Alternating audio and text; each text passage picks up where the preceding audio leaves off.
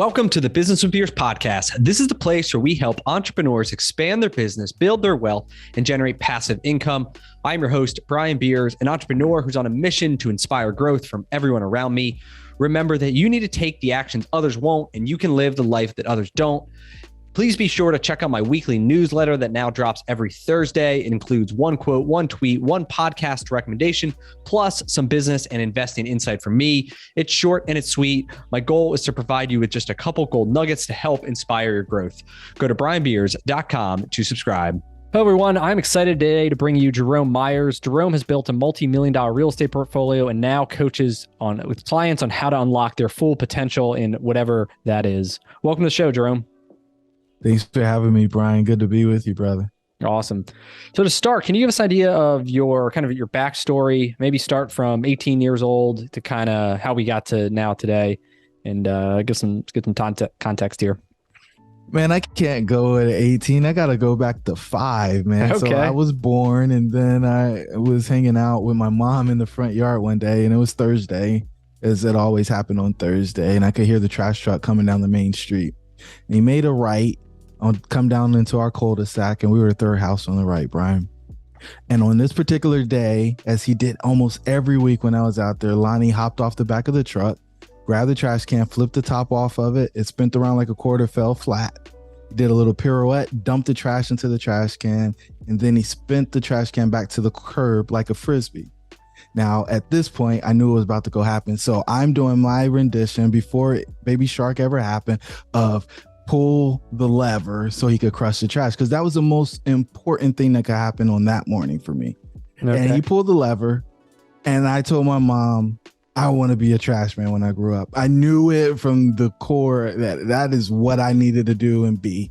And my mom looked at me as only a mother could do, and she said, baby, do you really want to be outside all day? I was like, Mom, Lonnie gets off every day, and sometimes before the kids get out of school, Daddy doesn't come home until after dark sometimes, so we can't play. Like, why would I want to do anything other than that? And he gets to operate big machine. And she said, well, do you like your Nikes? Do you like your Jordache? I said, yeah. You like your Guess t-shirt? I said, yeah, I like that. She said, well, you got to pick a career that's going to pay for the lifestyle that you want to live. And I said, but I just want to be able to play. She looked at me and said, yeah, but you're going to have a little person like you one day that you're probably going to have to provide for. You may have a wife, and if you don't do what you need to do there, then you're not going to be very happy with what's going on in your world. And that stuck with me, man. And so when I was 18, I was having a conversation with my high school physics teacher, Mr. Ayers, and I said, Mr. Ayers, I don't know if I want to solve problems with people or with math and science. He said, well, Jerome, you're good at both.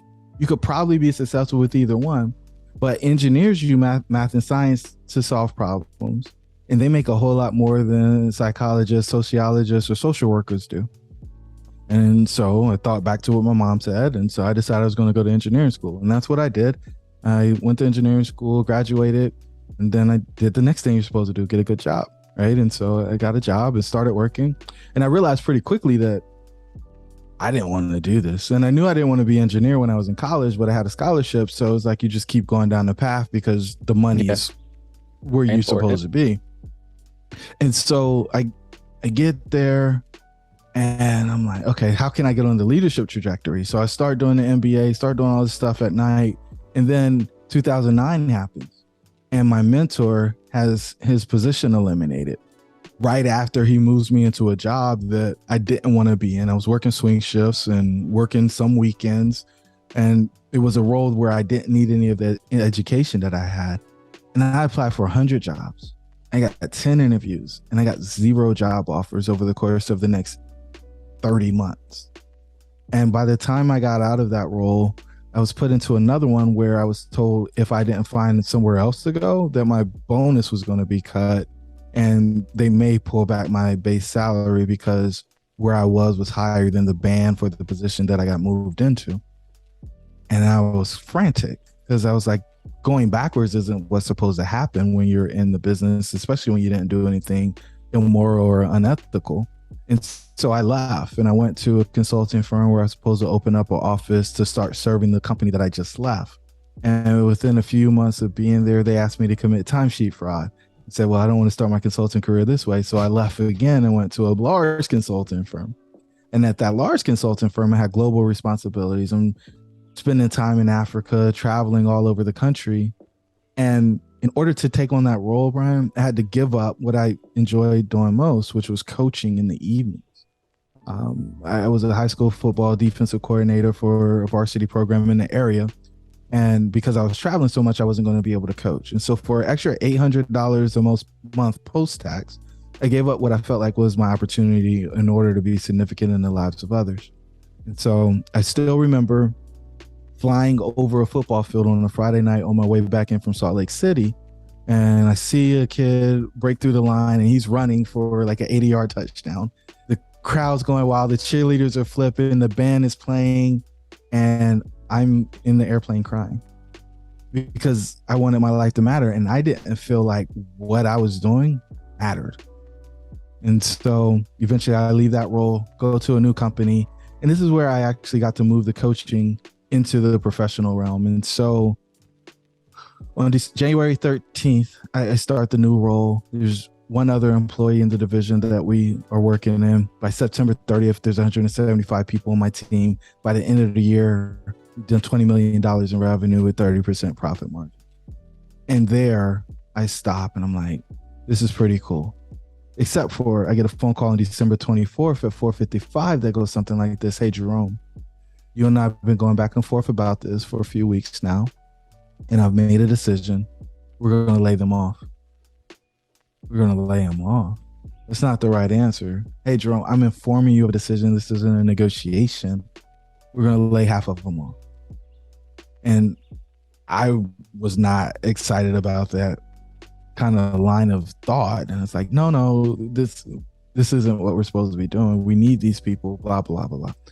And so then it's 4:59 and he says, look, man, I'm trying to be courteous with you, but this is the final decision. You can participate or not, but I'm going to spend the rest of the year with my family. I'll talk to you in the new year. And then the call ended. And when I heard the 3 beeps, and if anybody has an iPhone, they know what I'm talking about, my stomach sank, right?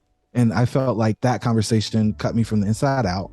Everything was spilt out on the ground because I had worked so hard, 60, 70, 80-hour weeks in order to build this thing, only for the people who entrusted me to lead them to be let go.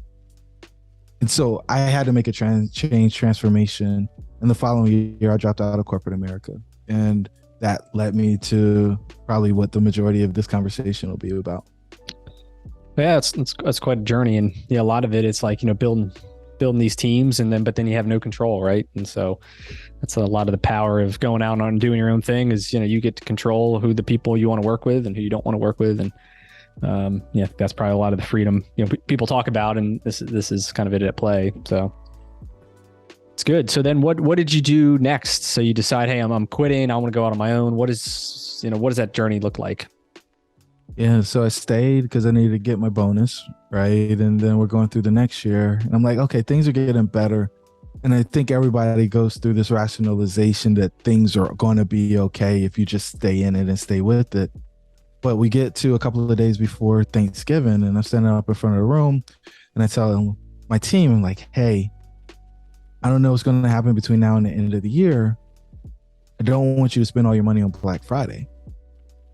And they're looking at me, I'm looking at them, and I think to myself, like, I just lost all my credibility as a leader because they're counting on me to be able to see into the future. And so it was in that moment that I knew that I was done. I was going to leave corporate America. And so I spent the next few months listening to podcasts, watching YouTube, trying to figure out how I was going to go buy an apartment building because I felt like that was the thing I was going to do next. I had an exchange in college with my buddy Duran. We were sitting on the stoop.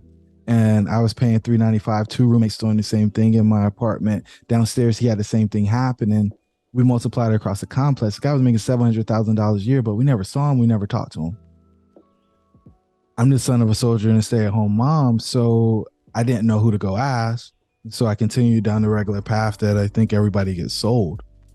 but I try to figure it out. And so part of the reason why I do podcasts is not because I think it's super exciting, but because they help me on my journey.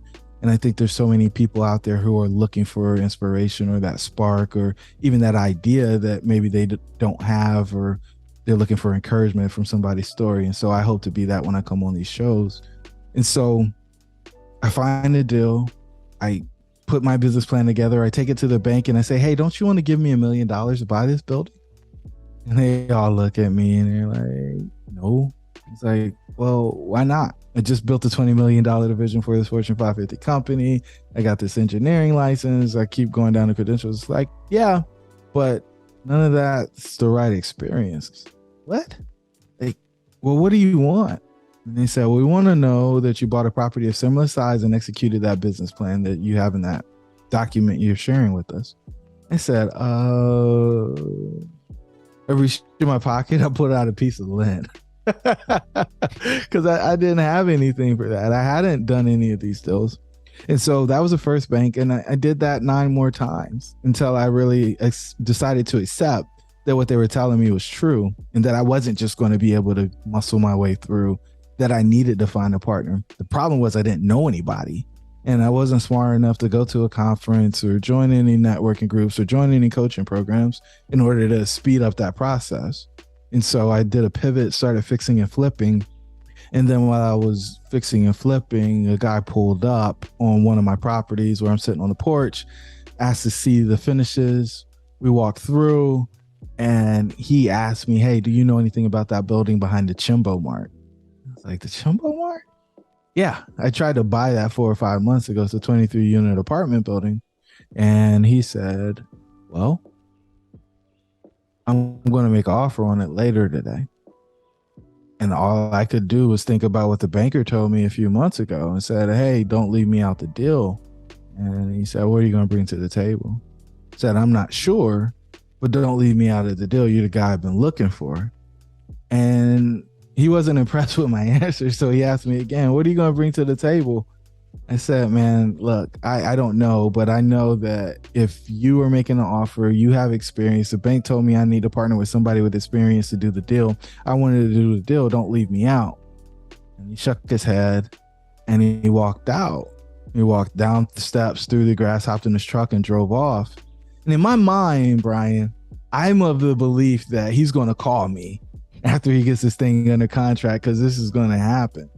And so this was a Wednesday. Thursday comes and goes, no phone call. Friday, I'm like, okay, they'll sign today. Nothing.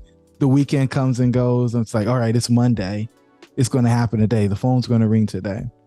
On Tuesday, I realized I didn't know his name and I didn't have his phone number. I totally blew the opportunity. I didn't articulate my value. I didn't get the contact information. I didn't set the next meeting. And so the week comes and goes and I get this sinking feeling again, similar to the one I had when I got that phone call on Christmas Eve. And then the following week, somebody reached out that I used to lend money to and said, hey, I got invited to be a general contractor on that project that you wanted to do.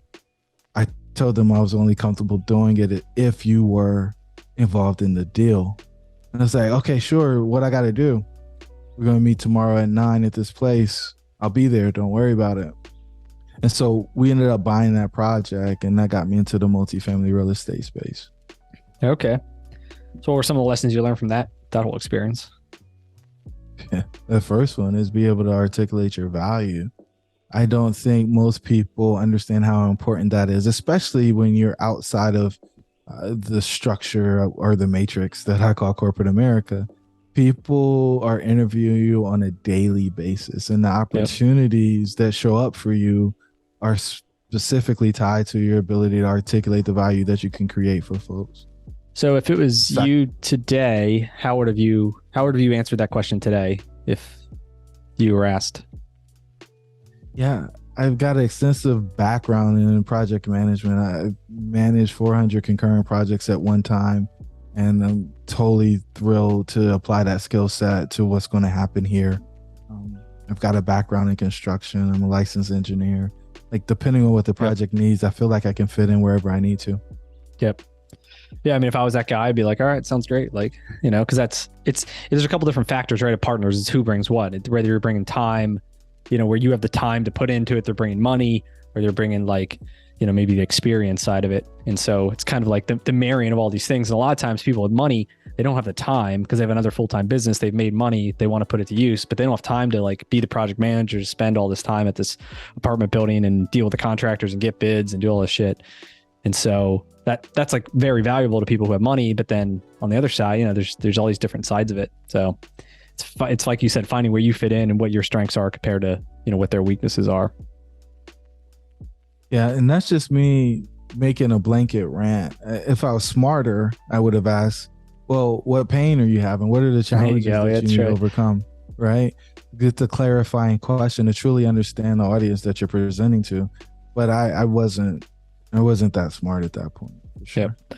That's a good lesson for anybody listening too, is like you said, figure out what is specifically they bring to the table. And in your case, like you hadn't managed any apartments, but you had project management experience, right? So you look at like, what are these common, denominators, and how can you take your experience and apply it to, that deal, even though the banker said it's totally irrelevant. It's not true. There's tons of relevant things if you can figure out how they can be adapted.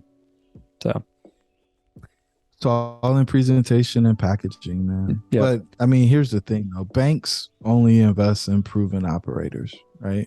Yep. That's what smart money does. They want to know people who've actually done it before they place capital. Yep. So then you got to go to hard money lenders or private lenders or other people who are more like asset based, not like track record based. And then they're more looking at what are you buying and what's this thing worth if I had to take it back. And so, sometimes you got to go down those paths in the beginning. So let's fast forward to today. So how much real estate do you own today? Dollars or units or however you track it? Yeah, it's so we've got 5. We sold some stuff this year, so struggling a little bit. We've got 66 units across 5 addresses. Okay. And then what area? All in Greensboro, North Carolina. Okay.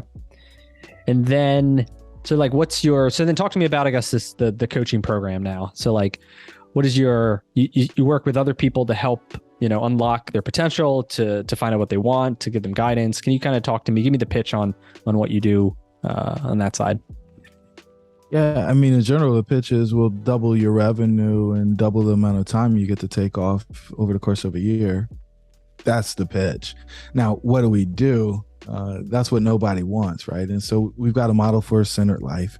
We call it the red pill, and it starts with self-image, relationship, and work. Those 3 areas are where all the stress lie in your life.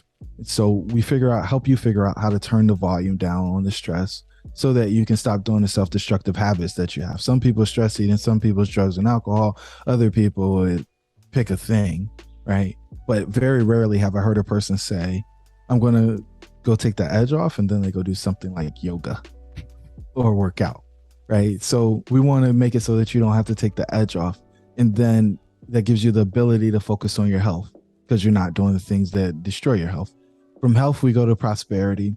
And I think everybody knows somebody who has prosperity but doesn't have their health. And so they're spending all their money and their time trying to get their health back.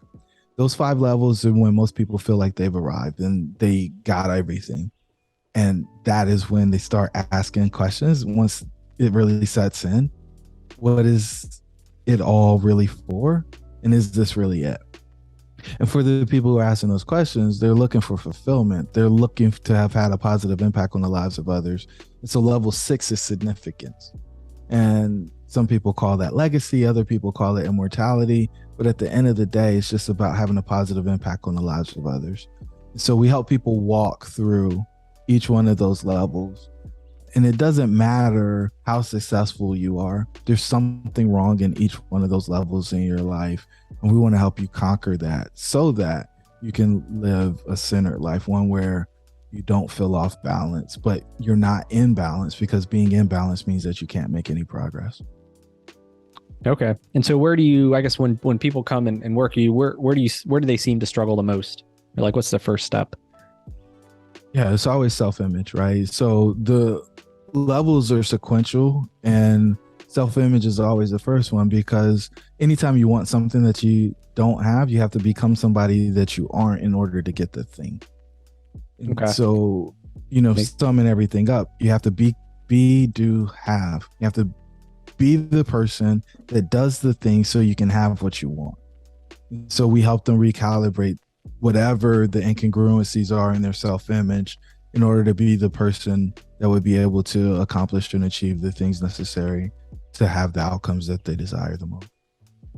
Got it. Okay. So flipping it back to yourself. So what were some of the self-image things that you had to kind of overcome to get to where you are today? Like, how did you take this and apply it? Yeah. I mean, I think one of the biggest things that people struggle with is being in sales, right? I think when people come up with this idea that they want to help other people, they have a hard time asking for something in return for it, especially apex performers. They're used to people bringing their problems, them having the answer and being able to solve it for them. And when you do that in a corporate space, somebody else is figuring out the monetization piece of it. When you go out and you do that type of stuff on your own, you're the person that has to figure out what the monetization is. And in order for you to help people, like to continue to help them, there has to be some level of income in some way, shape, or form. And the moment that you try to separate those two things is the moment that you're not going to be able to render services, because you're going to be homeless, you're going to be hungry, and you're probably not going to feel really good about yourself, even though you may have helped other people get to where they want to go. Got it. And I had to do that. I resented my ability to earn income. I resented my ability to create value in a way that most people aren't able to. And so I pushed that away. And I went to that place where I didn't want to be compensated. I just wanted to do it because it felt good. But prosperity happens before charity or significance happens. So you have to be able to give from a place of abundance, or you resent the gift that you made. And so I was totally out of whack in the way that I was thinking about that. Okay. And what were some of your self-limiting beliefs you had that you had to overcome, even in building the coaching program? Because that alone, like, they're different realms, right? To say I want to build a real estate portfolio versus, I want to work with people and unlock them and, have courses and masterminds and all stuff. Like, I mean, a lot of it's it's personal brand, right? And so I think, I don't know, they're totally different business models. So I don't know, on a personal level, like, where did you find that, what was it before? And then, how'd you go overcome it? Yeah, I mean, it's a very similar answer to the last question, right? I did not see myself as somebody who was in sales. If you think back to the interaction I had with the guy in my house where I was flipping, I didn't feel like I needed to sell him on anything. I'm probably one of the most credentialed people in the real estate space, right? MBA, project management professional engineer, licensed contractor. Like, I could keep going down a list of all the certifications, but the thought of being able to practice that or position that as something that somebody would want to buy is completely different. The other thing was, I believed that personal brand and polish didn't matter, right? If you're in the business of buying flip houses or value add reposition multifamily, you're used to being able to see the value even if the property doesn't look great. Yep. And that's what I was expecting other people to do when it came to whatever we put together.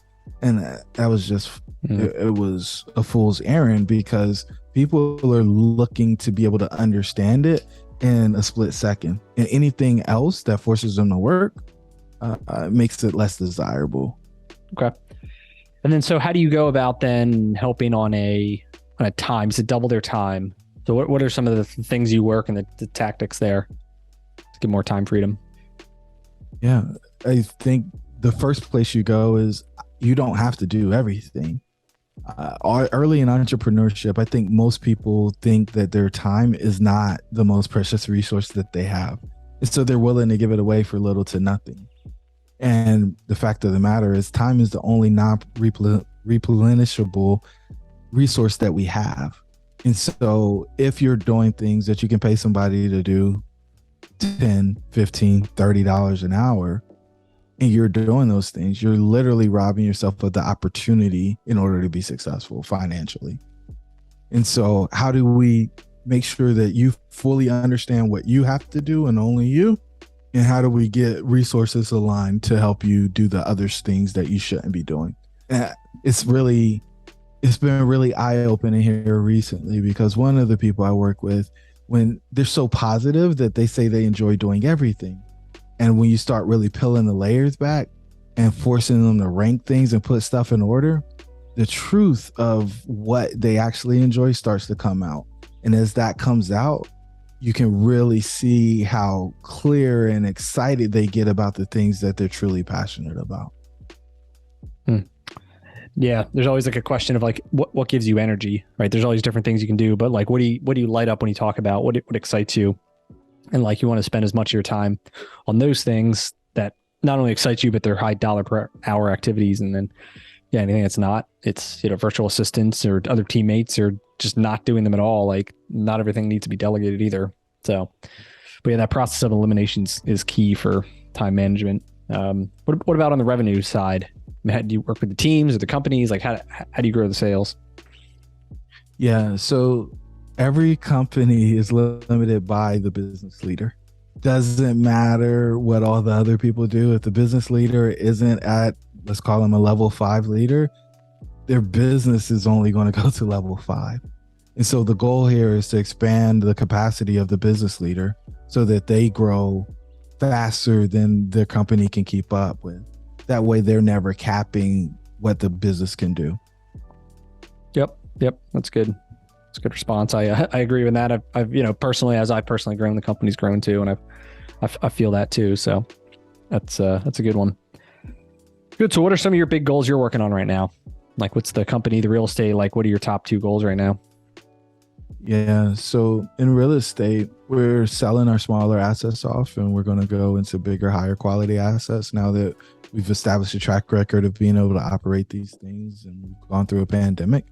And on the coaching side, we're bringing in some coaches to help expand capacity. I've reached capacity. I went from, I think, 4 coaching sessions in January of 2020 to 65 in December of 2020. And last year I did like 750 and I'm almost at 750 this year already. So the ability to expand that and be able to service somewhere between 50 and 70 folks is where we want to grow the company to. Yep. Rival with Tony Robbins and as audacious as that may be. Yep, that's all good. Cool. Where can people connect and learn more about you if they're interested in talking about coaching or real estate or anything else? Yeah, everything's at jeromemyers.co. You can hear about our upcoming events. You can find our podcast, and you can get all of the different free resources that we make available to the folks that are kind enough to spend some time with us. Awesome. Cool. I appreciate you coming on to the show and sharing your story. It's quite inspirational. As you said, you kind of keep grinding it out and figure it out and keep growing. And said now it's pretty cool. You're going and flipping this around to help other people. So thanks, Brian. Awesome. Cool. Thanks again. And I'll be chatting with you. That's all we got for this episode with the Business with Beers podcast. One thing that would really help both us and other new potential listeners is to rate the show and leave a comment in iTunes, Stitcher, wherever you listen. Also, make sure to link up with me on your preferred social media platforms, LinkedIn, Instagram, Twitter, Facebook. You can find all my links at brianbeers.com. Please just share the podcast with anyone who you think might enjoy it. And until next time, remember to take the actions others won't to live the life that others don't.